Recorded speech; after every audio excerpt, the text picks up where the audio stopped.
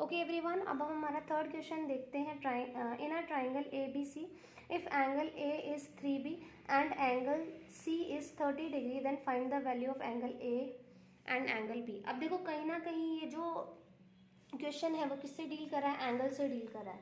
और एंगल से रिलेटेड हमने एक ही प्रॉपर्टी पढ़ी है अभी, that is the angle sum property of a triangle. तो हम उसको पुट ऑन करने की वैल्यू कोशिश करते हैं।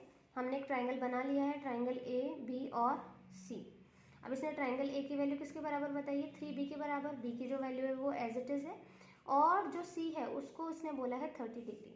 चलो पुट करते हैं वैल्यू, लिखते हैं in a triangle A B C, triangle A plus triangle B plus triangle C किसके बराबर हो जाएगा बच्चों, 180 डिग्री के बराबर हो जाएगा। और ये क्या हो जाएगी आपकी angle sum property of a triangle, जो कि ये कहती है कि जो इंटीरियर एंगल्स हैं उनका सम 180 के बराबर होगा ट्राइंगल के अंदर। अब जो एंगल है इसने बोला है एंगल ए को हमें 3B के बराबर रखना है, मतलब जो भी B की वैल्यू है।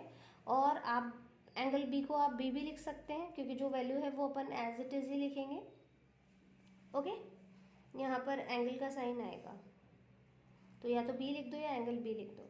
ओके, और ये हो गया आपका 180 डिग्री। अब देखो इनके वेरिएबल सेम है, एंगल B और एंगल B, तो दोनों ऐड हो जाएगा, दोनों ऐड होकर बन गया ये 4 एंगल B।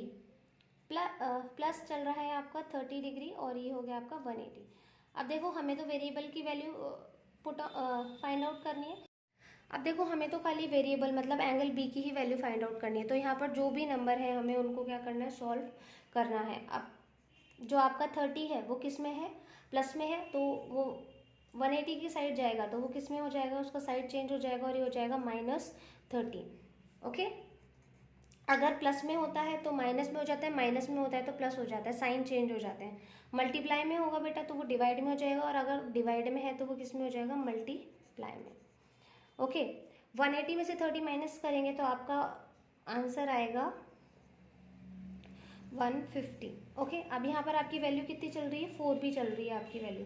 अब ये देखो ये किसके अंदर है बच्चों, ये मल्टीप्लाई में है, 4 × B मल्टीप्लाई में है, तो उधर जाएगा तो डिवाइड में आ जाएगा। और हम इसको सॉल्व करेंगे तो आपकी वैल्यू आएगी, आप इसको सॉल्व करोगे तो इसकी वैल्यू आएगी 37.5। तो आपकी एंगल जो है, एंगल B आपका आया है 37.5। ऐसे ही आप आपका एंगल A निकाल लेंगे, तो आपकी एंगल A की वैल्यू क्या है, 3 टाइम्स ऑफ एंगल B।